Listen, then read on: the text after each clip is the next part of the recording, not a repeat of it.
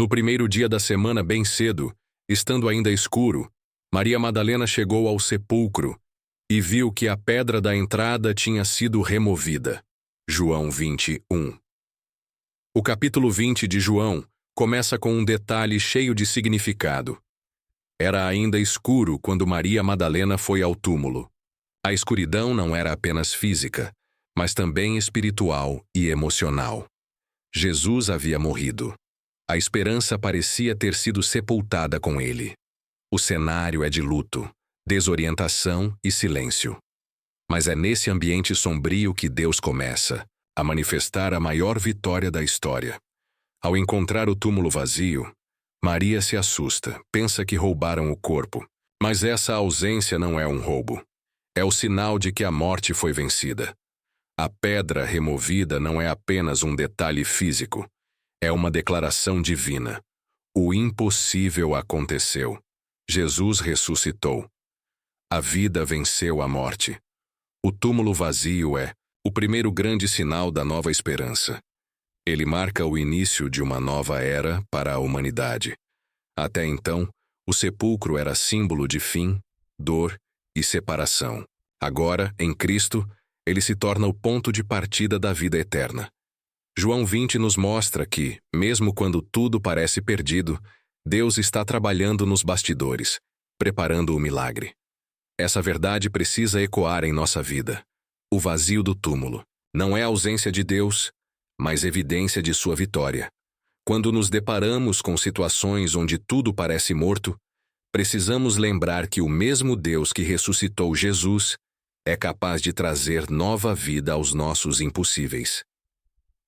Maria, porém, ficou do lado de fora do sepulcro, chorando. Enquanto chorava, curvou-se para olhar dentro do sepulcro. João 20:11. Maria Madalena é uma figura profundamente tocante em João 20. Ela representa a alma que ama intensamente e, por isso, sofre profundamente. Mesmo depois de alertar os discípulos sobre o túmulo vazio, ela retorna e permanece ali, chorando. Sua dor é um reflexo do amor que tinha por Jesus, aquele que havia transformado sua vida. Maria havia sido liberta por ele, teve Lucas 8:2, e agora, diante do sepulcro vazio, seu coração sangra com saudade, confusão e angústia. Mas em meio à dor, Maria não se afasta. Ela permanece, busca, insiste. Esse detalhe é poderoso. Deus se revela àqueles que não desistem de buscar, mesmo quando tudo parece perdido. Enquanto os outros foram embora, Maria ficou. E porque ficou, foi a primeira a ver os anjos, e logo depois o próprio Jesus ressuscitado. A revelação de Cristo acontece de forma íntima. Jesus a chama pelo nome. Maria. João 20:16. É nesse chamado pessoal que seus olhos se abrem. Não foi um sermão nem um sinal grandioso, mas o som da sua identidade nos lábios do Salvador. Isso nos ensina que Deus nos encontra no meio da dor e nos chama pelo nome. Maria passou da tristeza à alegria em um instante. O Cristo ressuscitado transforma lágrimas em testemunho, e ela se torna a primeira mensageira da ressurreição. João 20:18. Em Maria vemos que a dor não é o fim, mas muitas vezes o portal para uma revelação transformadora. Então Pedro e o outro discípulo saíram e foram ao sepulcro. Os dois corriam, mas o outro discípulo correu mais depressa do que Pedro e chegou primeiro ao sepulcro. João 20:3-4. A cena da corrida entre Pedro e João ao sepulcro é mais do que uma narrativa de ação. Ela é uma metáfora poderosa da jornada espiritual de cada um de nós. João chega primeiro, mas não entra. Pedro chega depois, mas é o primeiro a entrar. Dois discípulos, duas formas de reagir, dois ritmos e um mesmo desejo: entender o que aconteceu com o corpo de Jesus. João representa a fé sensível e contemplativa. Ele corre mais rápido, talvez por ser mais jovem, mas também porque seu amor por Jesus o impulsiona com intensidade. No entanto, ele hesita. Talvez por respeito a Pedro, talvez por medo do que encontraria. Pedro, por sua vez, mesmo com sua culpa recente, pois havia negado Jesus, não hesita. Ele entra. Isso mostra que, mesmo falhos, podemos nos aproximar de Deus com ousadia. Essa passagem ensina que cada um tem seu tempo e forma de buscar a presença do Senhor. João viu e creu. João 28. Pedro examinou tudo, talvez sem entender de imediato, mas ambos estavam no lugar certo, buscando a verdade, e foram transformados por ela. Deus não exige que todos corram na mesma velocidade, mas que todos se movam em direção a Ele. Alguns chegarão primeiro, outros demorarão um pouco mais. O importante é que todos entrem, vejam e creiam. O túmulo vazio desafia cada pessoa a enfrentar seus próprios medos, dúvidas e culpas. E nessa corrida, não há vencedores ou vencidos. Há apenas filhos sendo atraídos para a vida que venceu, a morte. Disse-lhe Jesus Maria. Ela, voltando-se, lhe disse em hebraico, Rabone, que quer dizer mestre. João 20:16. Neste momento sublime de João 20, Maria Madalena ainda não reconhece Jesus. Ela confunde-o com o jardineiro. João 20:15. Isso revela algo muito profundo. O luto, a dor e a desesperança podem turvar nossa visão espiritual a ponto de não reconhecermos Jesus mesmo quando Ele está bem diante de nós. Mas tudo muda quando Ele a chama pelo nome. Maria. Esse chamado rompe o véu da tristeza. Ao ouvir seu nome da boca de Jesus, Maria se volta e o reconhece de imediato. A voz do Mestre penetra o mais profundo do seu ser, despertando sua identidade e restaurando sua esperança. É um chamado pessoal, direto, amoroso, que revela que Deus não é apenas o Salvador do mundo, mas também o Deus que conhece cada um pelo nome. Esse encontro marca a transição entre a morte e a vida, entre o desespero e a esperança. Maria passa de uma mulher em pranto para a primeira testemunha do Cristo ressuscitado. Jesus não aparece primeiro a líderes, nem a homens de prestígio, mas a uma mulher com um passado marcado pela dor. Isso mostra que o Evangelho é para todos e que Cristo se revela primeiro àqueles que o buscam com o coração quebrantado. Jesus não apenas ressuscitou, Ele continua chamando pessoas pelo nome até hoje. Em meio à confusão e lágrimas da vida, sua voz continua ecoando, restaurando identidades, despertando fé e nos devolvendo a missão. Ao cair da tarde daquele dia, o primeiro da semana, estando os discípulos reunidos a portas trancadas, por medo dos judeus, Jesus veio, pôs-se no meio deles e disse, Paz seja com vocês. João 20:19. Neste versículo somos levados a um ambiente de tensão. Os discípulos estavam reunidos, mas não em celebração, e sim em temor. As portas estavam trancadas. O medo os paralisava. A esperança que brotou com o relato de Maria ainda não era suficiente para dissipar a insegurança que os rodeava. E é nesse exato cenário que Jesus aparece. A presença de Jesus rompe as barreiras do medo e da incredulidade. Ele não precisa de portas abertas para entrar, porque onde há corações partidos, ele se faz presente. Suas primeiras palavras são: Paz seja com vocês. E essa paz não é genérica, nem superficial. É a Shalom divina, que cura, acalma, reconcilia e transforma. Jesus não repreende os discípulos por estarem com medo, nem os acusa por duvidarem. Ele simplesmente se coloca no meio deles e libera paz. Isso nos ensina que Jesus se revela, mesmo quando ainda estamos inseguros, frágeis e confusos. Sua presença não depende do nosso merecimento, mas da sua graça, e mais. Ele mostra as mãos e o lado ferido. João 20:20. Os sinais da crucificação não foram apagados. Eles agora são marcas de vitória. A paz de Cristo é baseada em um sacrifício real, e ao mostrá-la, ele transforma medo em alegria. Os discípulos, antes escondidos, começam a ser restaurados para sua missão. Assim como o Pai me enviou, eu também envio vocês. João 20:21. Após oferecer paz aos discípulos trancados pelo medo, Jesus os prepara para algo ainda maior, uma missão. Ele não apenas consola, ele comissiona. E a declaração que faz é profunda. Assim como o Pai me enviou, eu também envio vocês. Isso significa que o mesmo propósito, autoridade e espírito que moveram Jesus em seu ministério, agora seriam derramados sobre os discípulos. Esse envio não é simbólico, nem limitado a alguns. É uma transição clara.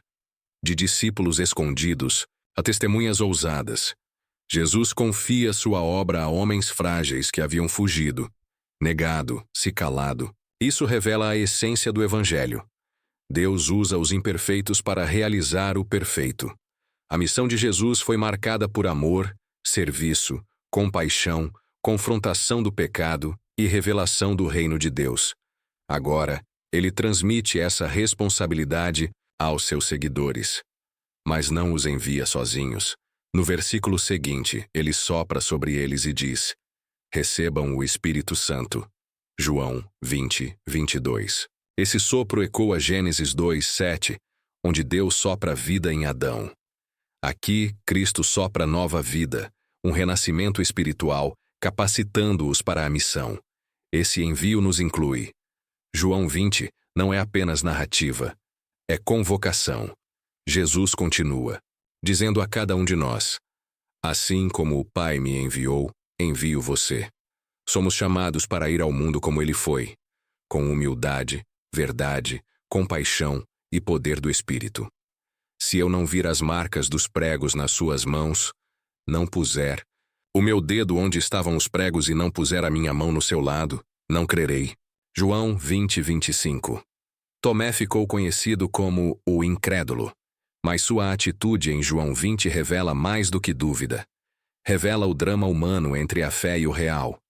Ele não estava presente quando Jesus apareceu aos outros discípulos, João 20, 24. E por isso sua reação é compreensível. Ele queria ver, tocar, sentir. Sua declaração não é de rebeldia, mas de um coração ferido, e que deseja algo palpável. O que mais impressiona é a resposta de Jesus. 8 dias depois, Jesus retorna e se dirige diretamente a Tomé, oferecendo exatamente o que ele havia pedido. Ponha o seu dedo aqui, estenda a mão. João 20, 27. Cristo não rejeita Tomé por sua dúvida, ele acolhe sua sinceridade. Isso nos ensina que Jesus não tem medo das nossas perguntas sinceras. Mas há um detalhe crucial.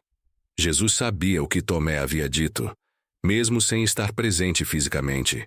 Isso mostra que o Senhor escuta nossos pensamentos, nossas lutas interiores, nossos questionamentos, e responde com graça. Ao ver e tocar, Tomé reage com uma das maiores confissões de fé do Novo Testamento. Senhor meu e Deus meu. João 20, 28. Sua fé agora é amadurecida. Ele não apenas reconhece o Cristo ressuscitado, mas também declara sua divindade. Jesus conclui, com uma lição eterna: felizes os que não viram e creram. João 20, 29. Tomé representa todos nós em algum momento da jornada e nos lembra que a fé verdadeira não é ausência de dúvidas, mas confiança que amadurece na presença de Cristo. Porque me viu, você creu. Felizes os que não viram e creram. João 20, 29. Essa afirmação de Jesus a Tomé é mais do que uma resposta pessoal. É uma proclamação universal. Ele não está apenas encerrando um diálogo. Ele está abrindo uma nova era. A era da fé que não depende da visão física, mas da revelação espiritual. Neste verso, Jesus aponta para todos os futuros discípulos, para todos os que creriam nele sem terem presenciado a ressurreição com os próprios olhos, ou seja, nós. A palavra felizes, aqui, no original grego, Macarios, carrega o sentido de uma bênção profunda, duradoura e espiritual. Jesus está dizendo que há uma felicidade reservada àqueles que confiam mesmo sem provas visíveis. Isso não é crer às cegas, mas confiar com base na palavra, no testemunho e na ação do Espírito Santo. Esse versículo é um divisor de águas no capítulo 20. Depois de tantos encontros com o ressuscitado, com Maria, com os discípulos, com Tomé, Jesus agora olha para frente. Ele contempla todas as gerações de crentes que viriam e afirma: vocês são bem-aventurados. É uma afirmação de amor, validação e promessa para cada cristão que vive pela fé. A fé plena não exige provas para começar a obedecer. Ela se lança nos braços de Deus, mesmo sem entender tudo. Crer sem ver é aceitar o convite de confiar em um Deus que é invisível aos olhos, mas inconfundível ao coração. Essa bem-aventurança nos fortalece. Nossa fé não é fraca porque não vimos Jesus. Ela é preciosa porque mesmo assim o escolhemos. Estas coisas foram escritas para que vocês creiam que Jesus é o Cristo, o Filho de Deus, e crendo, tenham vida em seu nome. João 20:31. Este versículo é uma das declarações mais claras e profundas do Evangelho segundo João. Ele revela a motivação central de todo o livro. Não apenas contar os fatos, mas levar as pessoas à fé viva em Jesus Cristo, e a partir dela, experimentar a vida eterna. João apresenta um evangelho com propósito. As histórias, milagres, encontros, sinais, tudo foi registrado para um fim específico. Não é uma mera história para ser lida ou estudada friamente, mas um convite para crer. Um convite para entrar numa relação viva com Jesus, o Cristo e Filho de Deus. Crer, neste contexto, significa mais do que aceitar uma ideia. É confiar plenamente no amor, poder e divindade de Jesus.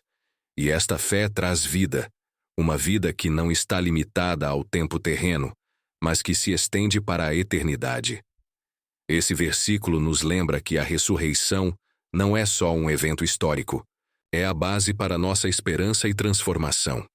A vida verdadeira e abundante, aquela que Jesus prometeu em João 10:10, começa quando cremos nele.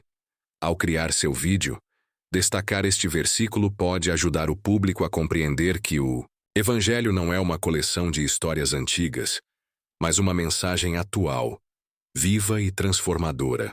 O chamado é para que, por meio da fé, recebam a vida que só Jesus pode dar.